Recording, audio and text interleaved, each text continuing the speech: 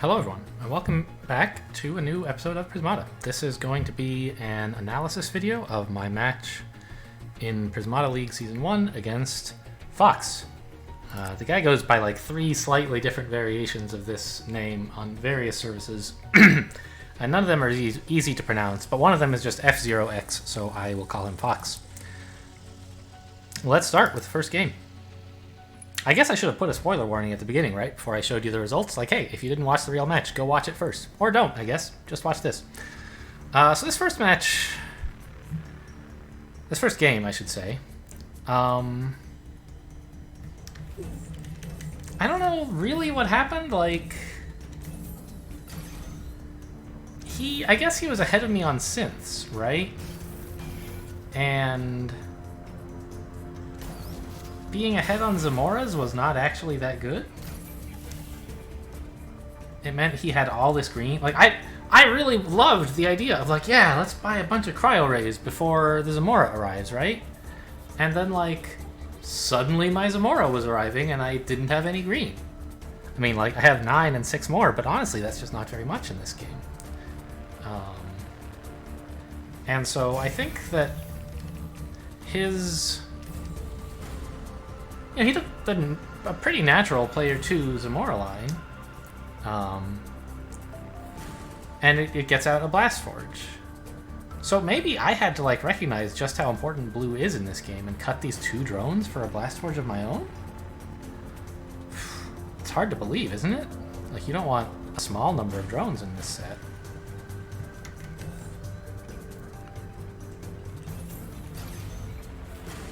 I don't know, what was I supposed to do? To get out, like, okay, maybe this splitter was just awful. Yeah, maybe that's a problem. I was thinking I didn't need the synth yet, and I wanted a Manticore, which seems reasonable to me, right?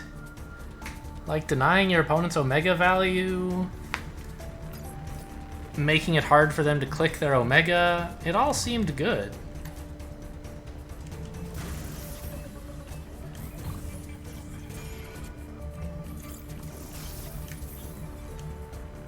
And then I just didn't have enough green.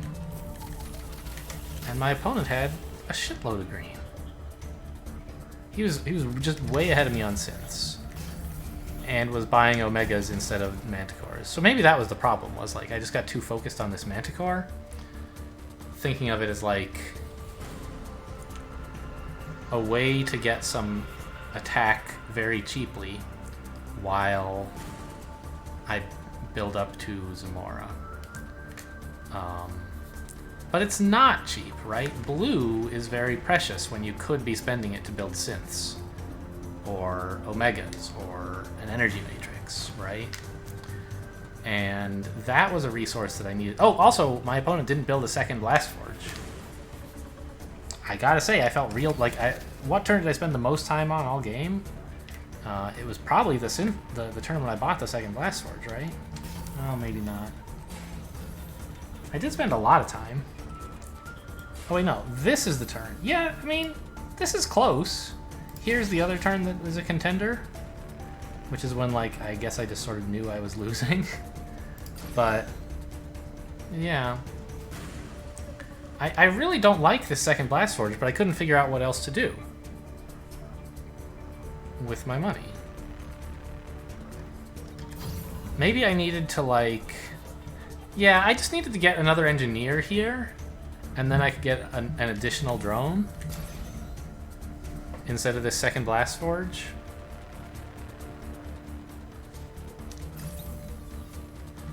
But the first Omega is just so killer.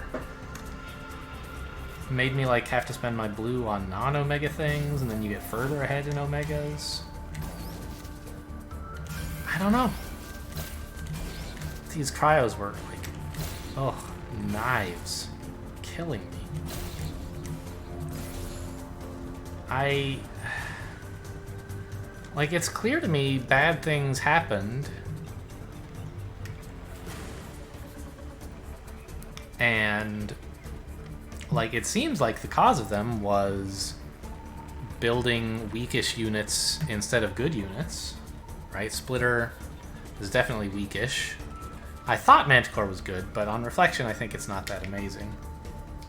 Because for very, very few turns do you actually get a chance to not attack with it, right? Once the Zamora arrives, you really want to be attacking with it, and so, like, this Manticore did not get a lot of value. Whereas an Omega would have been better. And, like, I don't know, maybe I was clicking the Omega too much when I should have been holding it.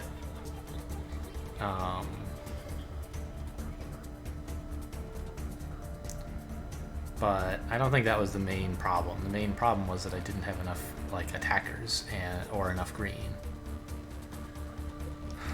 So, like, I see that all that happened, but I don't know, like, where to insert a fix for it. Like, sure, you know, maybe... I don't know, I guess we can look at a couple of the improvements that I had suggested, right? Let's analyze here, build NG, Blast Forge. The opponent still gets a synth and a bunch of drones. I don't think they got another NG here. No. So now I can build synth and a bunch of drones. But suddenly this Omega arrives, and it's still, like, not really anything comfortable works here. I guess I could do this. It's pretty amazing. Seems like a lot of green that I don't yet have the capacity to spend. My opponent can just get more Omegas.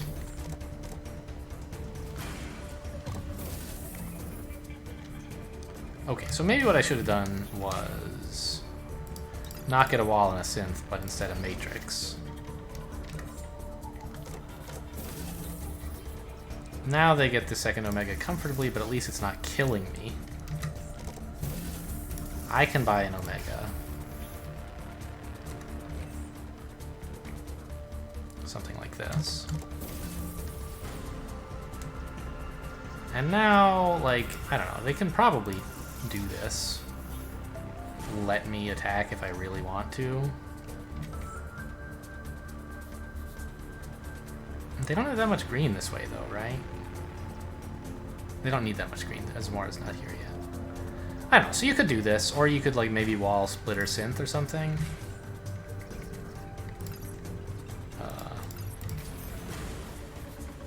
I don't know, something like this might be okay.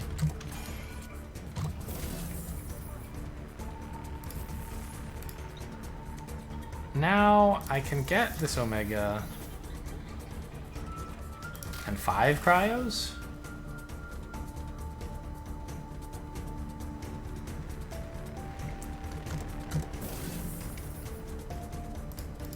I mean, I don't know if I've taken the best line or if I've given him the best line either, but getting these Omegas sure seems to have made a big difference compared to, like, having to spend a whole bunch of stuff on defense while I squeak out Splitters and Manticores, wasting all my blue and spending my money on getting a bunch of blue.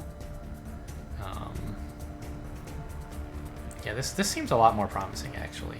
So I was complaining that there was nothing, that, like, I couldn't find anything to do, but I guess this is it, right? Is don't get a second Blast Forge, get another NG instead. And then it's, like, relatively natural to put up some defense and then follow Omegas.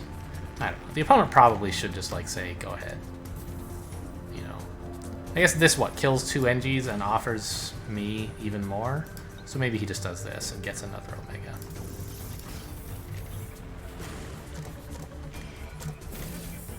Instead of that weird splitter wall synth line that I gave him.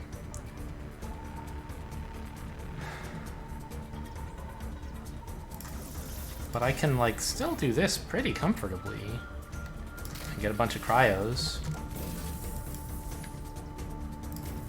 And now, like, if he... I don't know, it's pretty rough for him, isn't it? Like, to defend all this 19 threat all of a sudden? He certainly can't just, like, slam a bunch of cryos. Like, this is the most he can build if he wants to still fire Zamora, because he hasn't gotten a second synth yet. And I feel okay here. Like, I'm down an attacker, but I'm up some cryos and I'm ahead on tempo. And I'm about to kill a bunch of his defense. It seems playable. So I guess the main, like, objection to my line was this second Blast Forge. when I should have gotten a third NG.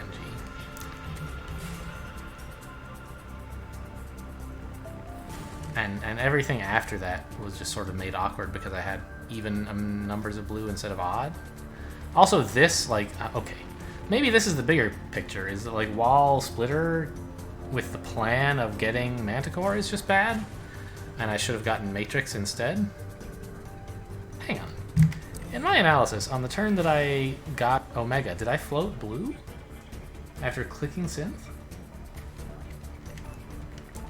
I'm not sure. Let's just pass his turns for a minute. I did this. And then I was like, Matrix. No. I got a second Synth and a drone. Yeah, that's fine. So this would have been a better approach, I think. And I can do something similar in the actual game, where I have like 2 blue, is just like buy a Matrix instead of wall splitter, anticipating that the opponent's about to build another Omega. And this, like, Manticore is just the wrong idea here. Blue is too precious. Alright. So I think that's, like, I don't have any very concrete takeaways from that, or anything that I can really reapply to other games, but at least I found a few specific spots that I could have improved in this game. Now this was, I think, easily the most stressful game of the match. I had no idea who was winning. Whereas in the Zamora match, I felt pretty clear that I was losing all game. And in the third match, the Odin Omega thing, I felt pretty clear that I was winning the whole game. At least once the Odin landed. When he built the Omega, I was a little bit worried, but it turned out fine.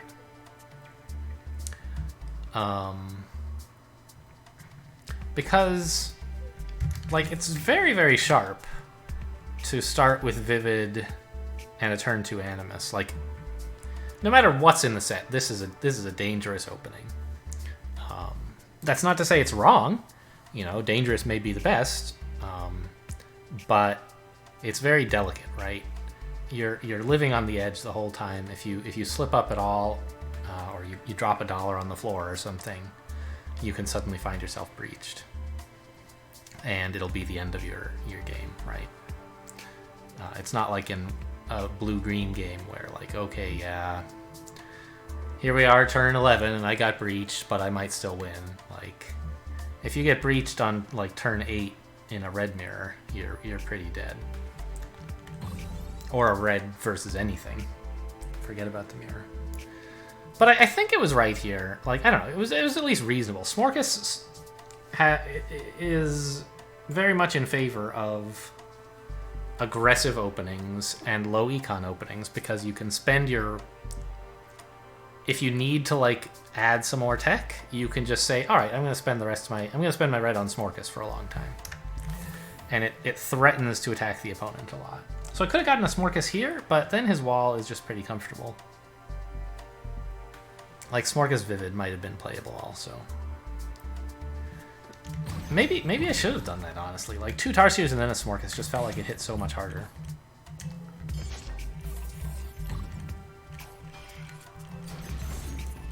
But I don't know, man. It felt really scary to be defending with Rhinos this whole time.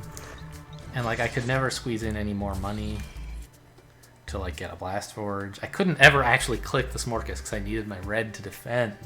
What a nightmare position to be in. But we made him spend a lot of his resources on defending. Right now, like, the attack numbers are similar. I'm attacking for 6 and he's attacking for 4, but, like, a lot of my attack's about to go away because I just ran out of Rhinos. You know, a Rhino just died, a Rhino just ran out of charges, and I'm having to defend a lot with my Rhinos. Here, I actually got a Blast Forge. Wow. Really? Can I do that? I guess. This was giving him a big break, actually, right? Like, a lot of time to rest. What if I had not done this? What if I had said, nope, no blue, all red all the way? Just more of this. He defends like this. His granularity is down.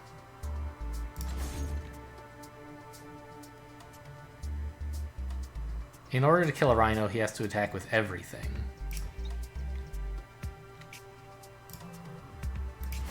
Which I guess he can do in this way, but he can't get himself up to 3 green then, right?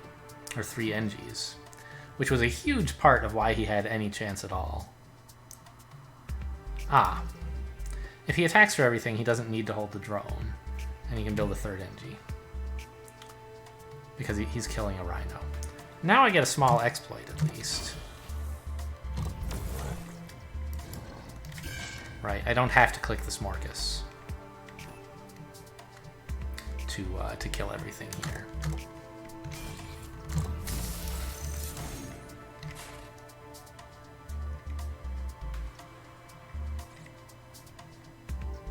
He's attacking for everything. I lose another attack. He can't build that many cryos, but maybe 2 is enough? It's going to hurt my granularity a lot. Something like this, I don't know. This might be okay. Does he need the force field? Like, I'm using it to protect his engineers. Because I threaten to attack for 7, which would... I don't really threaten to attack for 7, do I? It's not going to happen. I think he can get 1 more. Because, like, this is what I have to do to attack for 7. And this is how I have to defend in that world. I just can't do it. So I can really only attack for 6, which means he really only needs 1 of those. Oof! Rhino supply has been depleted. Yeah, that's a problem with this, like, not pivoting into blue earlier, is that I now, like, can't pivot into blue, and I'm out of red. Okay, so I'm glad I pivoted into blue. I think it would have turned out pretty badly if I hadn't. But it gave him a little bit of a rest, but it got me better. It got me walls, which is a big deal, right? When the enemy is absorbing for 1 more than you. It's sad.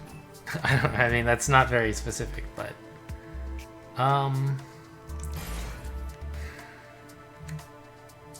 So I bought all these NGs, thinking like... Okay, attacking for 4 is awkward, because he doesn't really want to lose 2 NGs because of the fission turret, and he doesn't... And wall onto wall is an exploit, so fine. But I was like, okay, well, I can just click the Smorkas basically for free, and he still loses wall onto wall, like, guaranteed. Shouldn't I do that? Maybe not. Maybe I should just build a rhino here. It's less actual health than the NGs, but it probably kills the wall also, like, anyway. And it, no, he can't do that. He can do this. It probably kills the wall anyway. And it lets me buy a rhino, which threatens a little bit more attack. And will indeed actually attack for more, right?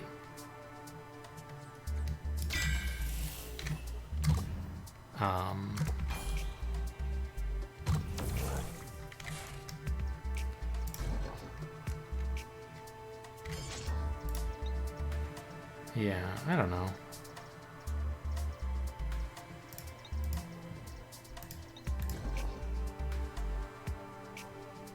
Something like, maybe I can, no, I need the rhino. I don't know. But now he's like down to very little attack this way. I don't know. Okay, I've lost track of what I was trying to analyze. But my point is like getting this blue seems okay, but not necessarily the best thing. Looking at it, it seems like it might be the best thing, but I'm not sure. I don't really understand why I eventually won this. Ah, here, okay. So he did in fact take an exploit, right? I carefully attacked for 6 so that he would want to lose NG, and he chose not to.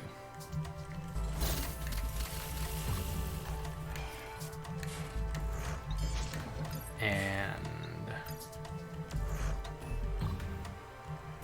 yeah, this rhino was doing a super job of protecting. This is kind of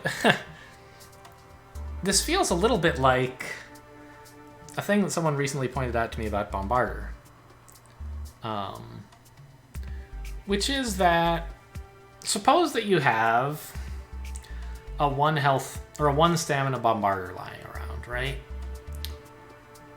Should you attack with it or absorb on it? I had assumed that attack with it is the right idea, so you can get it down to 0 where it's comfortable to defend with, right? And that's true, provided that you don't have to, like, buy defense to allow yourself to make that play. But for as long as you have the bombarder at 1 stamina, your opponent has to pretend that one of his walls is dead, right? Because anytime you want, you could click the bombarder and cash in. Therefore, clicking the bombarder does not give you any immediate value. Unless your opponent is like, unless they have to lose something important, like say an urban sentry, then yeah, sure, it's doing something to click it. But if you're just like killing a wall, it's a good idea to hold it because it buys you some defensive tempo. You can buy attackers instead of 4 health worth of soak. And your opponent is still under the same amount of pressure. Now, this Rhino felt very much the same way watching this game unfold, right? He's got one threat. The enemy has to sort of pretend that this engineer is dead anyway. Now, not the case because engineers are actually doing something for them. They're sort of producing green. But that's, you know, on this turn here, no, last turn? Yeah, I attacked for 6, and the Rhino actually, like, it was at 2 stamina, and so attacking with it actually did something. Specifically, it, like, killed a force field, right? If I'd attacked for 5, he would have just played wall-wall. Here, it's force field wall-wall. So, the Rhino attack killed a force field to keep this engineer alive. Fine. And holding the Rhino, I guess right now that engineer is actually providing like a lot of value. It's producing 3 green. So I'm not exactly getting a ton of value by holding this Rhino back this turn. It would be really nice to attack it if I could, but I just can't. It's not possible.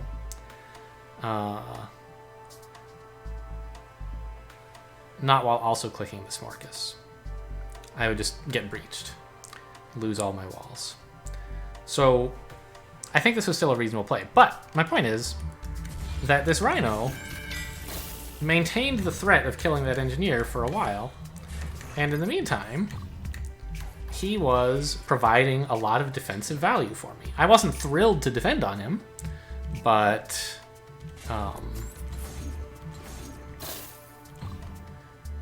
he was getting me 1 health per turn. Amazing. Probably best Rhino in the history of the universe here, actually. Anyway, it just felt kind of like what I had recently learned about Bombarder. I feel like my opponent didn't do a good job with the freeze.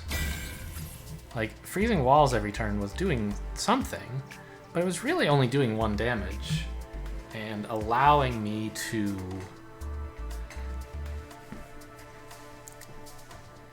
build up a pile of walls so that you need more and more cryo rays to continue doing what you're doing, to continue applying pressure. And in the meantime, they're all losing charges.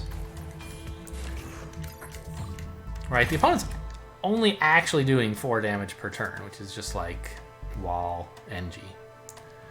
And then I can build a couple more NGs to make up, only 3 because I'm absorbing on Rhinos. So it's like just wall.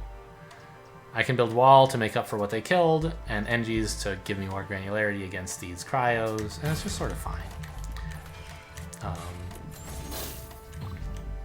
There were some chances to like here you spent 9 freeze, right? Wouldn't it have been better to do something like this? Then you get a free splitter hold, you don't have to defend as much, you can cut the wall, build another splitter instead. You kill one of my walls. I get no absorb instead of 1.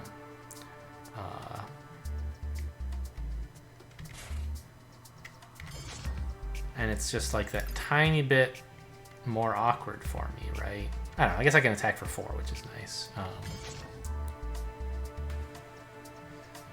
Slight exploit here. But, I don't know, maybe this is not so amazing, but it certainly seemed better than, like, blowing 9 freeze to do 1 damage, right?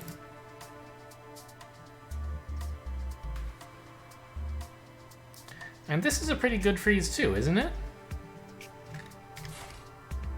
I mean, I guess you aren't defending, so maybe it's not that great. Okay, this freeze actually doesn't do anything, so I just want to defend wall anyway. Yeah. Well, I guess we should buy drones here, not NGs, because you can force field them.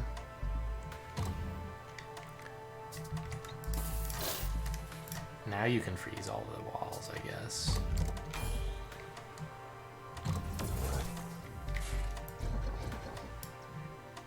Oh, wow, but I can actually defend without having to do anything super crazy. Just buy some NGs. Say a drone. I don't know, pretty greedy. But now you get like another sort of exploit? Not really, you have to hold a bunch of splitters back to do it. Okay, well, I don't know.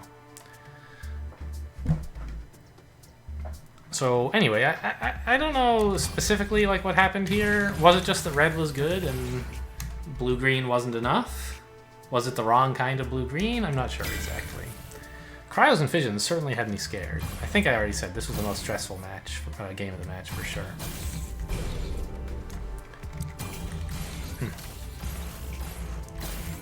Alright, well, that was game 2. Well, let's go look at game 3. So, Big Blue, we both agreed.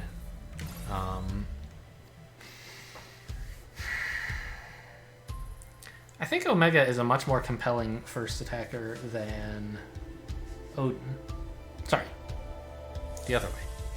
Odin is a much more compelling first attacker than Omega. Chiefly because one of Omega's primary advantages is the giant amount of absorb you get by holding back your first Omega. With Odin, you get some absorb and some attack, right?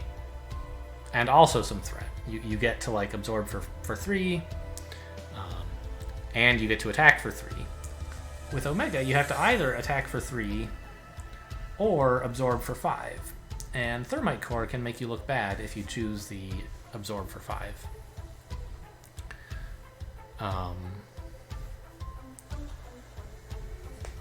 It's cheaper, but it's not like that much cheaper than just building some splitters. Whereas Omega, Odin is a little bit more expensive than just building some splitters, but it's way more effective because it can absorb and attack at the same time. It doesn't have to commit so strong to either absorbing or attacking.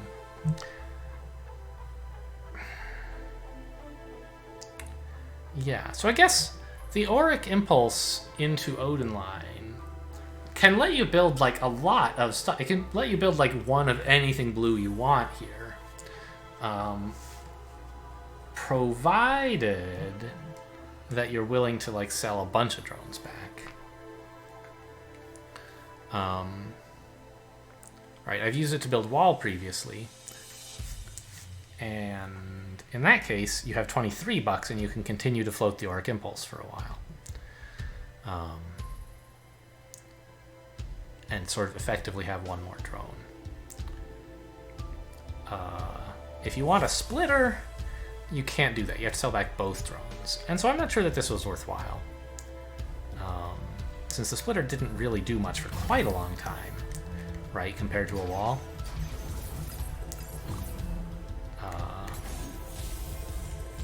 It just sort of made it awkward to attack for the right number here, right? If this splitter had been a wall, I'd still be getting perfectly fine value on this turn.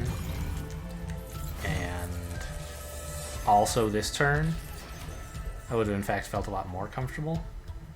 Now this next turn with 6 thermite, or 6 absorb denial via 3 thermites. It's less clear. I would like at this point to have a splitter instead of a wall. But I have that option. It's easy to build, like, to take the dollar. I spent $1 more several turns ago getting a splitter when I could have gotten a wall. I'll still have that dollar now if I want to build a... cut this wall to build a splitter or something. And I'll indeed have much more than that $1 because I'll have been carrying along that auric impulse for quite a while. So I think that would have been a definite improvement, was to recognize just how little this splitter really does and make it a wall instead. Right, I mean, let's watch what that turns into. Say I do this. Now I have 23, of course. And the opponent continues with the play they made in the game. We get an Odin and continue floating. Probably don't attack here, right? Just keep getting Omegas. And all this attack does nothing, but I can do this?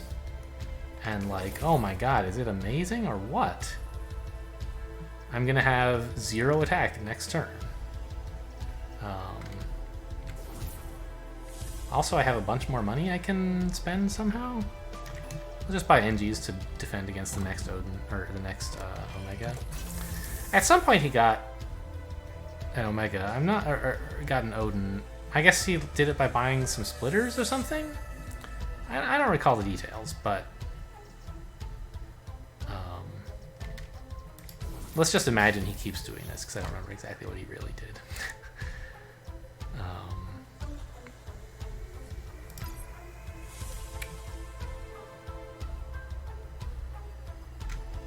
Sure, whatever. And now, like, this is quite convenient for me. And I can just build more of this stuff. Engies if I need to defend, or a conduit or something. Or I can convert some of these aurics to real drones. I'm just like in a great spot. I didn't need this splitter at all, and having made it a wall makes everything so much nicer for me. So that's definitely a way I could have improved here. Is just paying a little more attention and saying, when am I going to attack with this splitter? And the answer is like not until 4 turns later. So really, maybe even later than that. So it really should have been a wall. And I think he gives up around here, right? He's killing basically nothing per turn. And I'm building 6 pixies per turn. Yeah. Plus getting a bunch more money. Let's look at the graphs, actually. I don't think I looked at the graphs on any of these, because, you know, when you're playing a match against someone, you don't have time to go analyze the replay afterward each time, and so I don't usually look at the graphs. But, yeah, damage, huh? I jumped a bit faster, but he was doing meaningful damage this whole time. Yeah. I still don't get it. Like, I had more damage here. I guess he was absorbing for more because he had his Omegas, and he was spending his money on attack instead of defense, and that's why this suddenly got ahead of me, plus also the cryos. Yeah. Alright. Well, that graph is sort of sad because it looked like I was ahead in damage and econ, and then suddenly he was ahead. How about graph number 2? This was a spiky, sharp one, huh? I was just ahead in damage the whole time, and similar on econ. It was pretty scary because my tech was not nearly as good at defending as his was, so being up in damage was not as important as it looked, right? We were both under similar amounts of actual pressure. I feel like I was actually under more, but maybe I'm wrong. And then this game, I mean, you're never going to be able to tell based on auric impulse and thermite, right? Like, the damage graph looks like I never did any damage. And this 4 actually did nothing. And the economy graph is just all over the place because it doesn't understand auric impulse. But I believe I was ahead in both econ and damage, if you count pixies as damage and aurics as drones. Alright, cool. Well, I hope you guys enjoyed this analysis. Thanks for watching, and I'll see you next time.